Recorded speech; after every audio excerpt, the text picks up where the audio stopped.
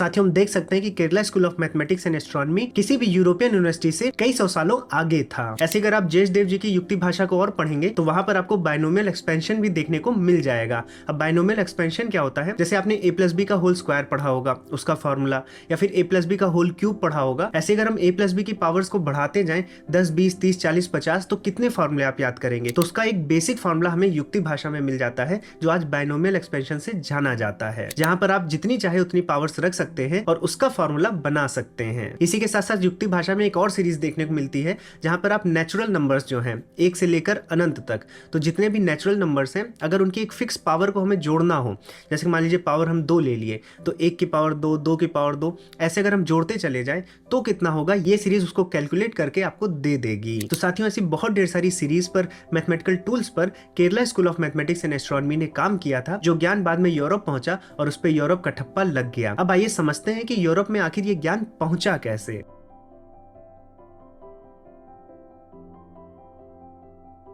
साथियों जो आप केरल में मालाबार तट देख रहे हैं, वहां से प्राचीन भारत में बहुत ढेर सारा व्यापार होता था। चाहे हम अरब से व्यापार कर रहे हो, चाहे हम अफ्रीका से कर रहे हो, इनफैक्ट चीन से भी हम यहीं से व्यापार करते थे।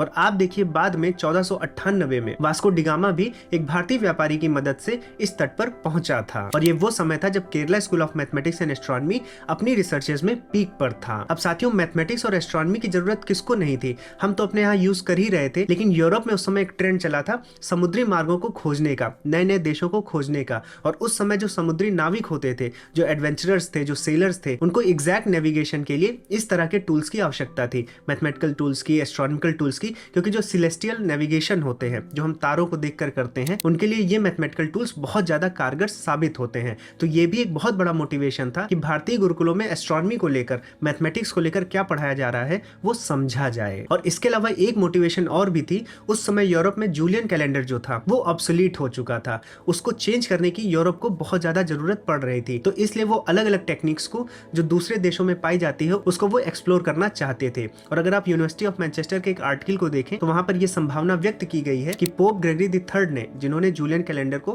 ग्रेगोरियन कैलेंडर, जो कैलेंडर हम आज यूज करते हैं जनवरी फरवरी वाला, उसमें कन्वर्ट करने के लिए कई ज्यूसाइट्स को, जो मिशनरी होते हैं, उनको अलग अलग जगहों पर भेजा था, जिसमें से सबसे ज्यादा ज्यूसाइट चूंकि केरला में ऑलरेडी थे, पोर्चुगीज यहाँ पर पहुंच गए थे। और यहाँ पर ये जो जेसुइट्स होते हैं, इनको मिशनरी कह सकते हैं, ये लोग यहाँ पर ईसाइयत का प्रचार प्रसार कर रहे थे, तो ऑलरेडी यहाँ पर थे।